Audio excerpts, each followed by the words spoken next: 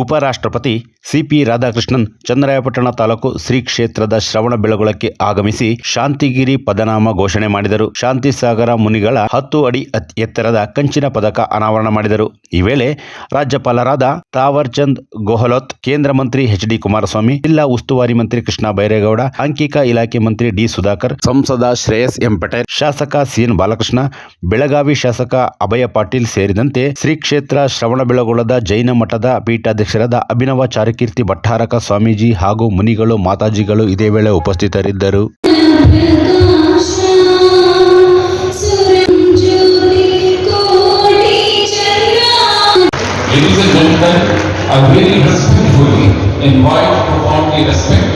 Shri C.P. Radhakrishnan ji, Honorable Vice President, unveiling the statue of Acharya Shri Shanti Sagar ji and also the hill of Shri Kshetra Shravanabela.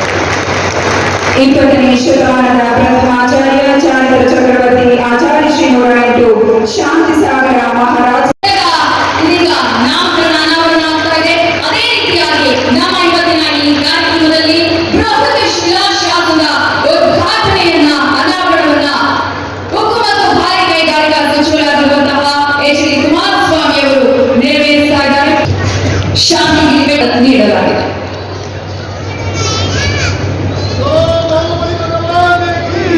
Vice President of India, Shri C.P. Radhakrishnan sir, I request Shri C.P. Radhakrishnan sir kindly accept our reverend. ಉತ್ತರ ಶ್ರೀ ಕ್ಷೇತ್ರ ಶ್ರವಣಬೆಳಗೊಳಕ್ಕೆ ಪ್ರಥಮ ಮೋಕ್ಷಗಾಮಿಯ ಸಣ್ಣ ಉಪರಾಷ್ಟ್ರಪತಿ ಧನ್ಯವಾದಗಳು.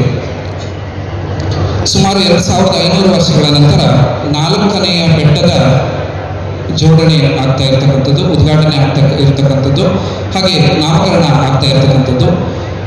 ಸುಮಾರು 100 ವರ್ಷಗಳ ಹಿಂದೆ ಈ 20ನೇ ಶತಮಾನದಲ್ಲಿ ಆಚಾರ್ಯ ಶ್ರೀ ಶಾಂತಿಸಾಗರ ಮಹಾರಾಜರು ಅಂತಕ್ಕಂತಹ ಒಬ್ಬ ಶ್ರೇಷ್ಠ ಸಂತ ಉದಯಿಸಿ ಈ ಒಂದು ಭಾರತ ಭೂಮಿಯಲ್ಲಿ ದಿಗಂಬರ ಮುನಿ ಪರಂಪರೆಯೇ ಕೊನೆಗೊಳ್ಳುವಂತಹ ಸಂದರ್ಭದಲ್ಲಿ ಆ ಮುನಿ ಪರಂಪರೆಯನ್ನ ಪುನರುದ್ಧಾರ ಮಾಡಿ ಇಡೀ ವಿಶ್ವದಲ್ಲೇ ಈಗ ಏನು ನಾವು ದಿಗಂಬರ ಮುನಿಗಳನ್ನ ಓಡಾಡ್ತಾ ಇರೋದನ್ನ ನೋಡ್ತಾ ಇದ್ದೀವಿ ಅಂತಂದ್ರೆ ಅದಕ್ಕೆ ಆಚಾರ್ಯ ಶಾಂತಿಸಾಗರ ಮಹಾರಾಜರೇ ಕಾರಣ ಅಂತ ಹೇಳಿ ನಾವೆಲ್ಲರೂ ಕೂಡ ಹೇಳ್ಬೋದು.